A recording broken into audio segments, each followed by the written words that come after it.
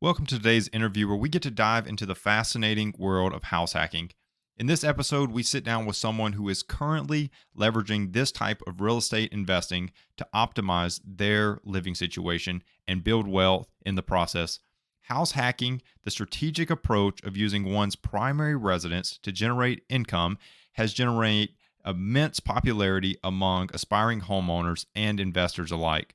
Our guest today shares invaluable insights, practical tips, and firsthand experiences, shedding light on the power of house hacking as a means to achieve financial freedom and maximize the potential of one's property. Get ready to unlock the secrets of this innovative strategy and discover how it can revolutionize your approach to homeownership. Let's dive in. Welcome to the Financial Mirror. Financial Mirror, where future success is reflected in our knowledge of fixing the one thing we can control, ourselves.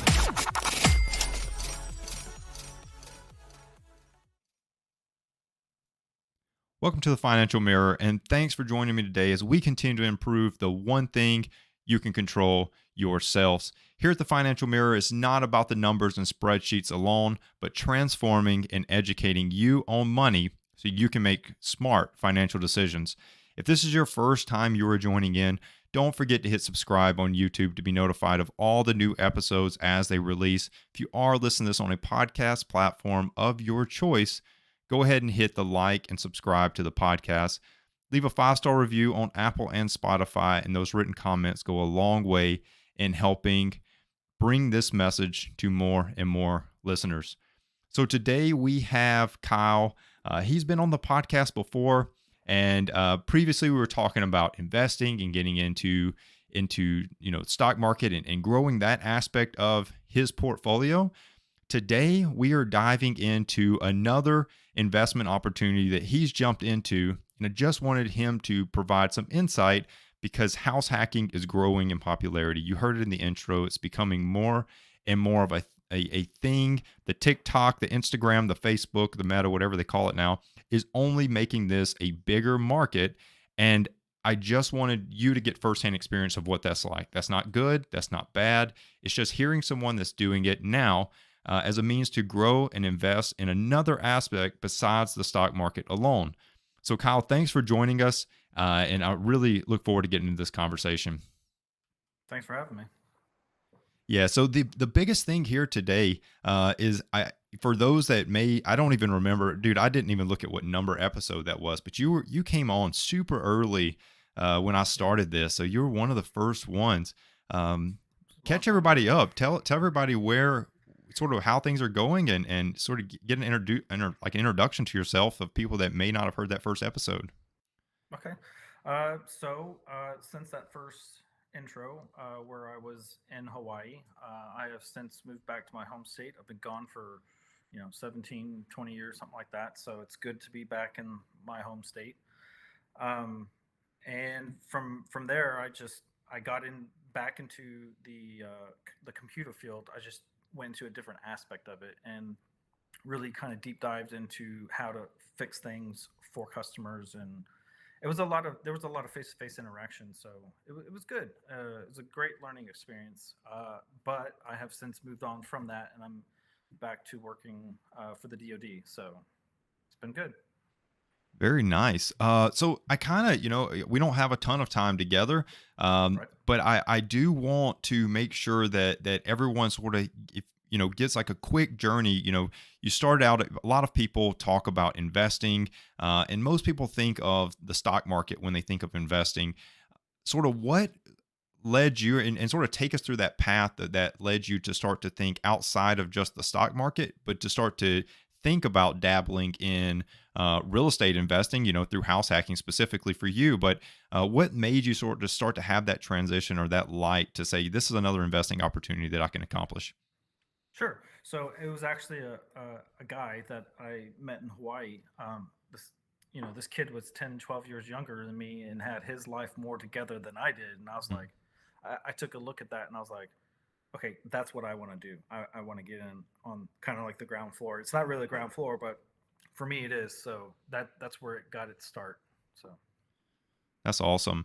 So you talked about that that real estate investing strategy. What is it from just this outside perspective that you had? Because obviously you weren't in the mix of him particularly, but what was that? What was so eye candy ish of what you were looking at that made you aspire to sort of move toward doing that yourself? Well, he said one thing to me that kind of just resonated with me for everything. It's like, uh, why don't you own a home and live rent free in it? And I was Mm, like, oh my god, that's brilliant. So that's what really started it for me. In terms of like what made me to go ahead and pursue it. Well, I've been looking at my life and looking at retirement and all the things that are coming up in life, and I realized that unless I win the lottery, I'm not going to have really anything to leave for my children. And so I started thinking in terms of this is not for me. This is generational wealth for my children, and that's the real motivation behind it all. that's awesome. So for people that are not sort of familiar with it, do you mind just giving like a quick explanation and the concept of house hacking to people that may not have heard it, or maybe they've heard it and they don't really understand it? Like, how would you describe house hacking to people that are fairly new to the concept? Yeah, sure. So house hacking to me is I purchase a home and then I let people rent out rooms from me while I live inside the residence. And that has to happen for at least the first year. For the way that I'm doing it, I have to live here for the first year. I could then later go out and buy another home and repeat the process, then rent out the room that I'm currently residing in, and just kind of rinse and repeat every year. Yeah, that's pretty cool though, right? Because you it's not this like there's no finish line. You could continue to do it over and over again. That's pretty awesome. But you moved from Hawaii, you moved to Texas, and you started thinking about buying a home. Was house hacking, were you looking for homes that you were able to do a house hacking investment type with, or did that sort of come after you had already sort of got into the market of purchasing a home? No, that was very much to the forefront of my mind when I decided to purchase a home, and it didn't take me long to decide. I landed in Texas in March of 2022, and I said, I told my dad, I was like, hey, this is my goal for the next 10 years, and I want to do this. I want to get it done. And with almost like 9 months to the day, I was in my home that I had just purchased, and that's when the process really began. So from March to December. So I knew going in, like this is what I'm going to do, and I had certain criteria that the house had to meet in order for me to, go forward with that. So let's talk about that. How did you find that first property? What was some of that criteria that you were looking for to make sure that this was going to be something that was going to be profitable, but more or less sustainable to be able to house hack? So I think the first major thing that you really need to look into is to find a home that you can pay by yourself with absolutely zero help. You do not live beyond your means, especially this early on. Like as you get down the road and you got four or five houses and you got income coming in, that's a little bit different. You can take a bigger risk. But right now, it was if all goes wrong and everything goes belly up, can I pay for this myself? And if that answer was no, or if that answer was I could, but I'd be extremely uncomfortable, I wasn't going to do it. So, and you, when you do like house hacking or you're going to purchase a home, you want the rooms big enough that they're not going to get a sense of claustrophobia. I mean, you can't ask someone to pay eight, nine, $1,000 a month for 6 by 8. It's just Yeah, not that going to makes happen. sense. That makes sense. So I decided to go with 3 bedrooms and 2 bath. And those bedrooms are actually a lot bigger. One's like a 10 by 10, the other one's like a 12 by 12. So, Just to put this into perspective for listeners, right? Like a lot of people, like 3 by 2 would be sort of a single family primary residence, right? So how did you, just thinking about that criteria that you were looking for, How is your house kind of split up to allow for you to rent out versus what you live in? Okay, so my master bedroom, my master suite, it's pretty much like one third of the house, and it can be my man cave, and I can just kind of go in and retreat into it, and not ever really have to leave unless I want food.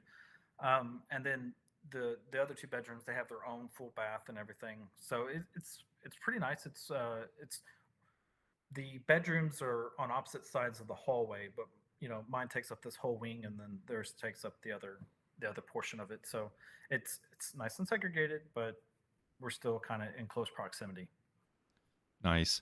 The I guess it's funny that you say that. You say my man cave, and then you give you're the grammar Nazi here, but the I was gonna say you give this like an analogy, and then I was going to say that you were personifying it. I'm totally missing what I'm supposed to be trying to say here, but you say cave, and then you went out only to get food, and it's almost like this like scavenger, hunter gatherer Yeah, type yeah. of thing.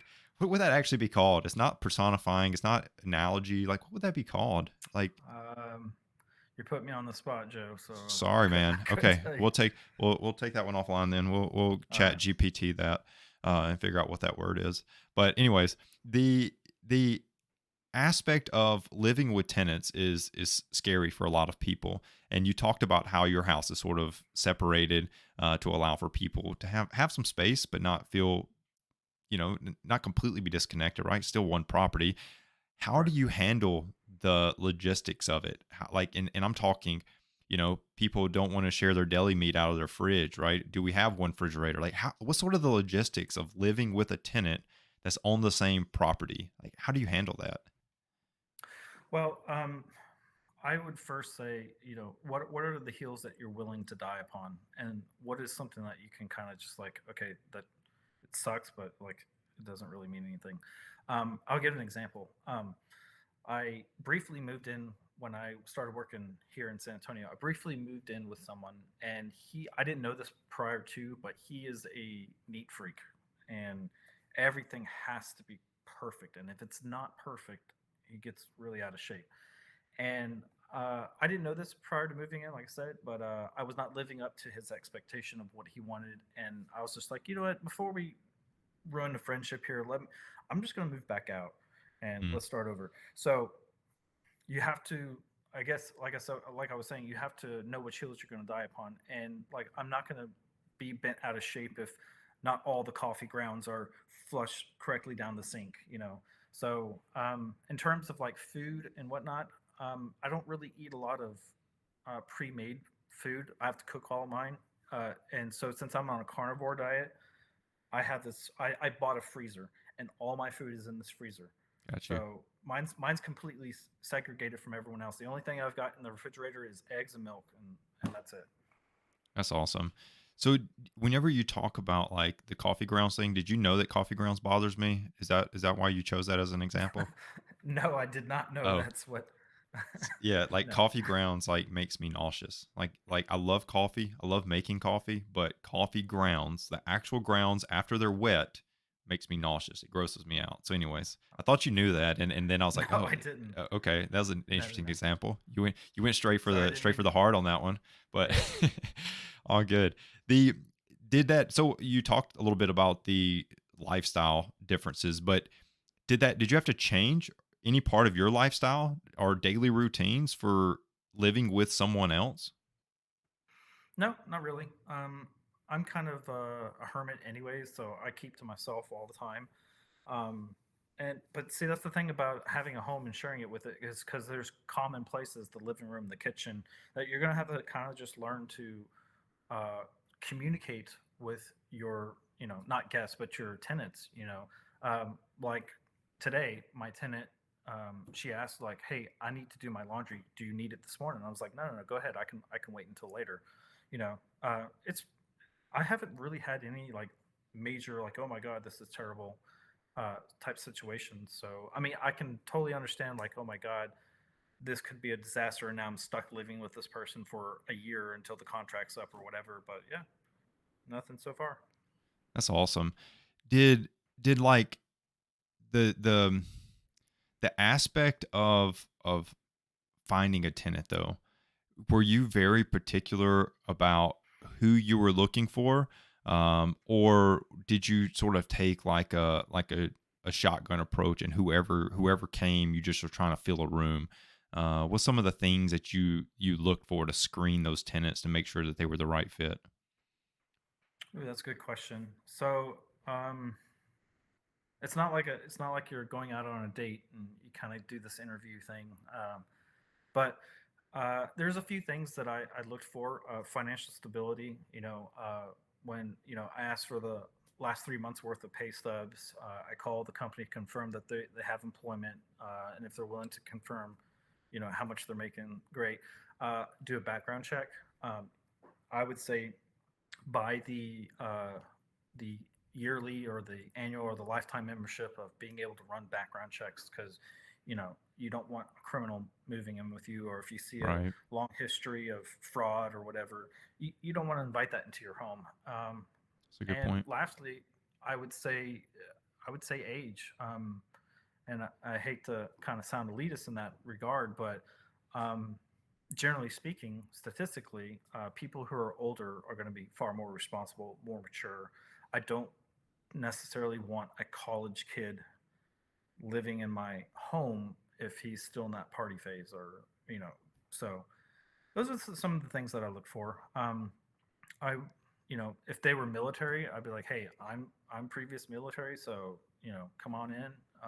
So yeah, that's pretty much it. That's pretty good though that you had a set criteria kinda, but not super like statically like strict almost. Like you had some flexibility in there, but you still had that aspect, which is awesome. Mhm. Did you have to turn anybody down? Just curious in terms of when you were sort of going through that. No. So I got lucky on my first home, and when I just mentioned it in passing to somebody, they're like, "Oh, hey, I would actually be interested in renting from you." And I Mm, was like, "Okay, yeah, that could work. Let's talk about it." And since I knew this person, we could go more in depth of, hey, this is what I'm really looking for. This is my trajectory in life, and so I actually lucked out really really good on this first go around. So two questions. First question being, you talked about having an annual membership to be able to run background checks. What are some of the companies, or maybe if you want to name drop the company that you went with to sort of run that? That being one, the first question. The second question being, for if you had not gotten that lucky, right? Just to in passing find somebody. What are some of the thoughts or ideas you had around trying to fill that vacancy? Well, I cannot speak to the first one because I don't remember off the top of my head. But what was the second part of the question?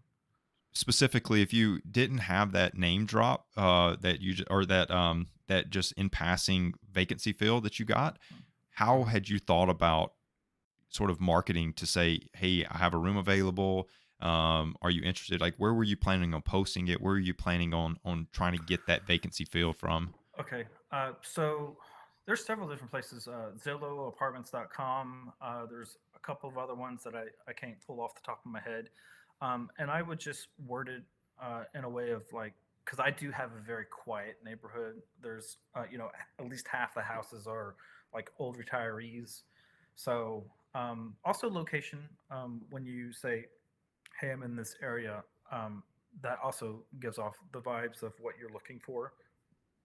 Um, so yeah, I mean, I can't really go into much more detail than that, but yeah, definitely the Zillows and the apartment.com and whatever else. I would say is that if you're trying to sell your home on a paragraph, make sure that every word counts and that you go over it 5, 10, 20 times to rewrite that until it's perfection. That's good. And that's good leverage for right, because if you're not getting any hits, it's your marketing that's not getting you the hits. The people are Right. looking. You got to sell it. So that's a good point. Did Let's jump into your personal finances. Not Oh. you as an individual, but how has this helped your personal finances, right? As just this like obviously a wealth building avenue. how has it impacted you so far from a personal finance perspective? Well, from a personal financial perspective, it's actually been kind of the opposite of positive. I wouldn't say like overtly negative or anything. I'm still getting my house paid for, and the money that I'm bringing in every month for my job is freed up, and I'm allowed to do little projects around the house, upkeep that needs to be done. So I have, since I've moved in, every month I have tackled one big project It's that awesome. that cost a pretty penny. It's not cheap, but the way I look at it is that I'm not losing money. I'm actually investing into my property so that when I get it appraised again, it's going to appraise for a lot more. Um, Also, you got to look at it from the aspect of, if you save all your receipts, you can use these as tax write-offs on the next year.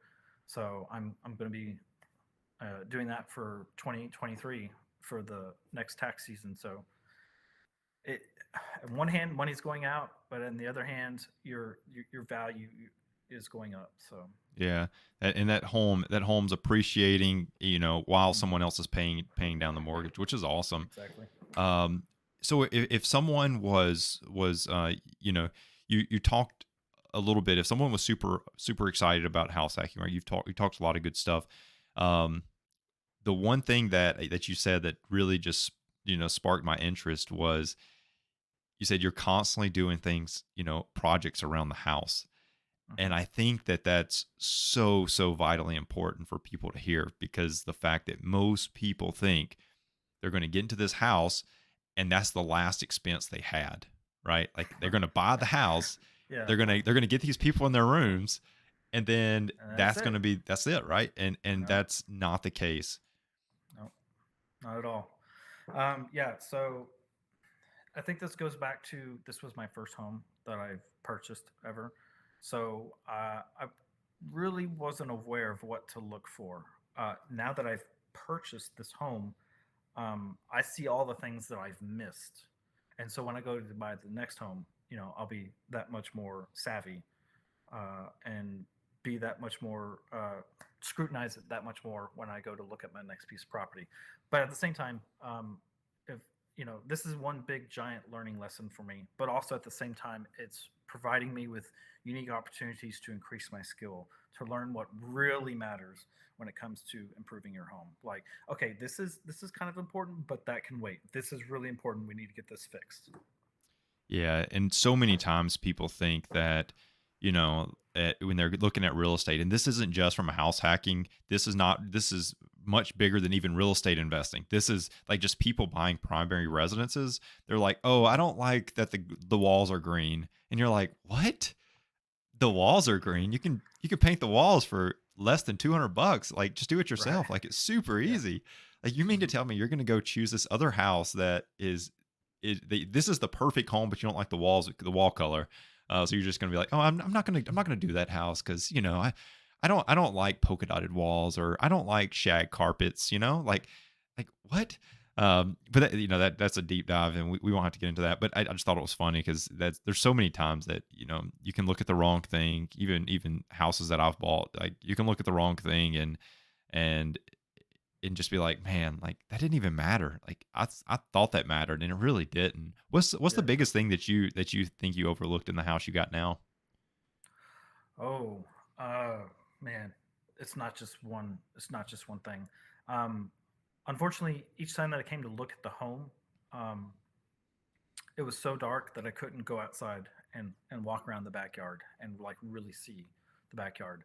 And it was only until after I bought it that I went out and walked the backyard, and there was just glass Mm, everywhere, shattered glass. There was junk. I mean, the grass was really high, hadn't been mowed in months, and it was hiding a lot of garbage, and it was it's pretty bad. It's still a work in process. It is a priority. It's just not my number one priority. right. And I've, like a week or two ago, I paid someone to come scrape my yard with the bobcat, and what that means is that he's going to take up the top, maybe 3 inches of the dirt, and I'm hoping to get the majority of the glass out of here when he scrapes. Unfortunately, Now that he's moved that dirt, I see more glass, but it's not near as much as it was. So, this is going to be a long, drawn out process. I'm probably going to be doing it for the rest of the year, picking up glass. And then I've got to bring dirt in and have him, scrape or not scrape it, but smooth it back to where it has this nice gradient away from the house. So when it rains, water's not Mm, coming into my home. So, I mean, here's another one. The attic. Uh, I never looked up in the attic. I'm like, why would I need to look up in the attic? right. Well, there was trash and garbage as far as the eye could see. It was so much that you couldn't see the rafters and the floor or the plywoods going on under the boards. So under the trash. So I looked up in there and I was like, oh my God, this is going to take me forever to fix. So luckily, one of my tenants is a younger gentleman. And I said, hey, I tell you what, I'm going to make you a deal. If you put in an hour's worth of work with me on projects that I deem like this is what I want, I will take $20 off of your rent for every hour.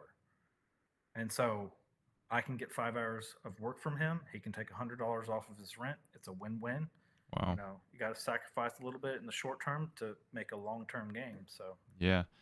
No, that's a really good idea, by the way, for people that are out there. Is using your tenants as, they kind of live in the property too. They have some skin in the game, right? So I mean, they don't want to live in junk.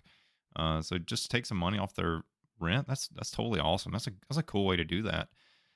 If you had to give someone some advice, if they were wanting to get into house hacking for the very first time, what what would be the advice that you would give them? Just going through all some of the challenges that you've been through and some of the wins you've had as well. number one, the most important, do not live beyond your means. Again, if it goes all belly up and, your tenants just, they never pay you or they just run off or whatever the case may be, you can afford that home on your own. And I'm not talking about like, yeah, I can squeak by. No, I'm talking about you want a nice cushion between how much you're bringing in to how much is going out for the house itself. Two, I would say networking. Know people who have skills. I got lucky. I moved in next door to a carpenter who's been a Wow. master carpenter for like 30 years, and so I have these little projects around the house that I can't do. I'm not a carpenter, but he can. And so he's come in. He's like, hey, you provide me with the supplies, and I will come in and I will do it for just labor cost. And he saved me, I don't know how many hundreds, if not thousands of Jeez, dude. dollars. Lucky you. Yeah. And another one is I had a sewer pipe break coming out of my home, and my brother. That's something that he used to do for a living. So he still knows how to do that. He can operate a backhoe or an excavator, and so the plumbing company wanted to charge me like 3,500 for a grand to do it. And between me and him and renting out the excavator, it was like $1,000. Wow. So networking is definitely a really big thing. And lastly, talk to all the people who own homes. Ask them what to look for, and then make sure that when you're inspecting your home, you look for those trouble spots. I mean, my dad used to say, "Hey, make sure you turn on the faucet and flush the toilet. Make sure it works." I'm like, "Okay, why wouldn't a toilet work?" But no, I mean, yeah, you It's never think valid. about it. Yeah. So yeah, look in the places where they don't think you're going to look. Check the attic. Fair enough. Fair enough. Yeah, we had you talked about the glass in the backyard. We at the house that we just bought, there was a spot in the back that had bamboo. Someone had Mm, planted bamboo. And we all know bamboo is a very invasive species, and it will just march its way as far as it wants to, right? And it's funny right. because there's an irrigation spot right under it. So Mm, it's getting tons and tons of water to grow and fester, right? So we have this backyard and we have this bamboo, and I cut it all down and I had to lay tarps over it. And now we're going to have to leave those tarps there for months, probably till winter, just to try to kill off that bamboo to prevent it from mm, from moving around. So, like you don't really think about that until it's time to no. get rid of it.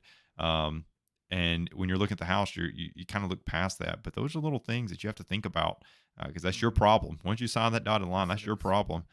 So, as we wrap this kind of up, I want to know about how are you managing from a house hacking perspective? How do you manage like things like rent collection and other requirements that you ask of your tenant, whether that be that you require them have rental insurance or whatever the case may be? How do you sort of handle those financial aspects with your tenant? So again, I got really lucky with this first go around with people that I know. So it's never been an issue. I haven't even had to ask for the rent to be paid. It's always been in my account on the first of the month. Um, you can hire property managers to do all this stuff for you. And generally speaking, it's like 5 or 10% of the monthly rent that you have to pay to them. Um, but coming in it this first time around, I was like, why do I want to pay? Like, let's just say I rented a room for $1,000. Why would I want to give $100 to some other company to Right. do this for me when I know these people? Now, later down the road, if it's, I'm having to use people that I don't know, then yeah, I might reevaluate that. So Yeah, I do. I have to pay 10% for my rental. That I don't know the tenant. I don't know who lives there. I don't see the rent money, but that does not mean, and I'm going to talk about this in an upcoming episode, but that does not mean that it's passive income. There's nothing passive about that. I still get hit with every problem and I still have to answer those questions just as if I was managing. The only thing they do is screen tenants and collect rent. That's it.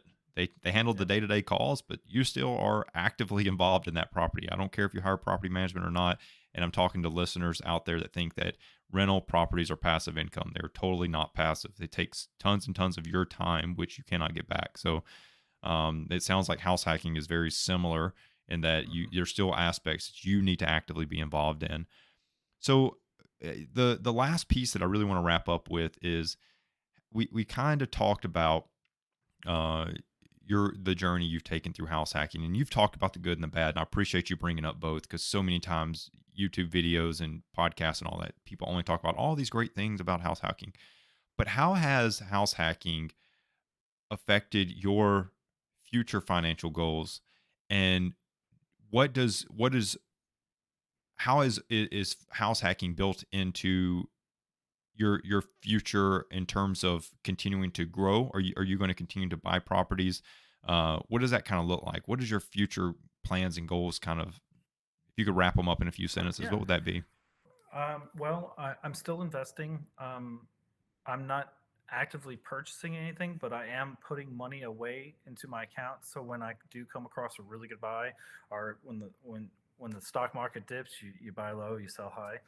So I'm still putting money away. Sometimes it gets a little tight, but I never want to try to stop that gravy train from growing. In terms of what my future is for house hacking, yes, I'm going to buy another home, and then another one after that, and another one after that.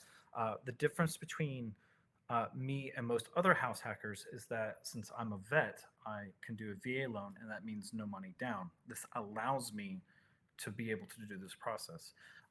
But I have my VA loan, and then I have to convert it over to a conventional loan. Hmm. And then I can apply for my VA loan and go out and get my next house, no money down. This allows me to do that. And again, when I leave this home, I'm going to be renting out my master room. And by then, if I can get all three of these rooms, rented out, I can actually lower the rental cost of my rooms to make it Right. more enticing for more people to like, okay, yeah, I want to live there, instead of, let's just say again, 1,000. If my room was going for 1,000, I can drop that down to 800 or 750 because now I'm renting out my master room. And between all three of them, I can keep my house full. I can keep the money flowing. I can go buy my next home. I can get another tenant to come in, and it's just a rinse and repeat every year. That is awesome, man. That is totally awesome. Well, I'm happy that you've sort of jumped into that.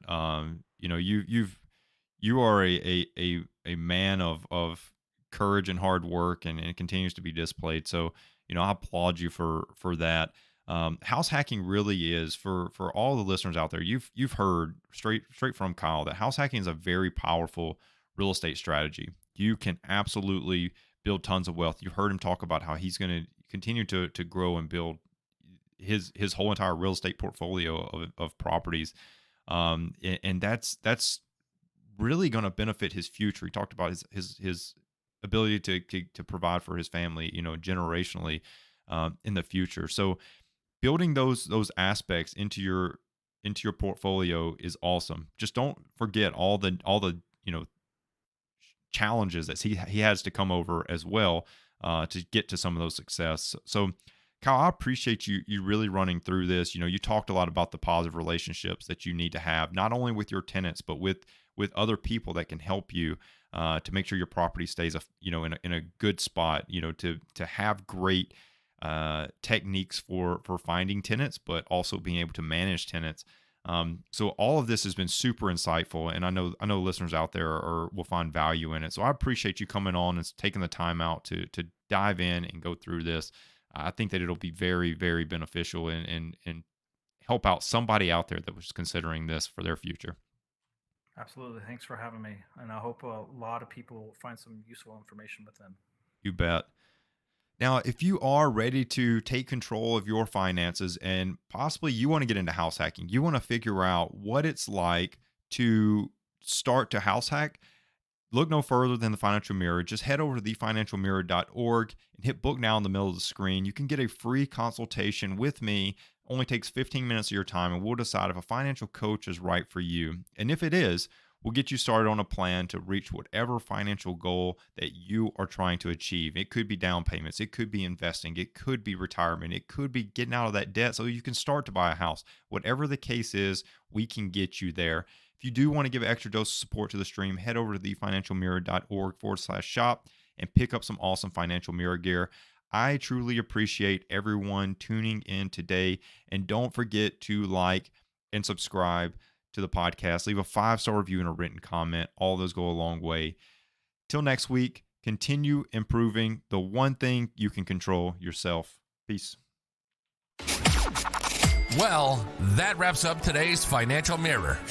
Join us next week as we continue to work on ourselves, change our mentality, and to commit to achieving the success we always envisioned. Regardless of your platform, help us grow as a community. Please like, subscribe, and share with the people in your lives.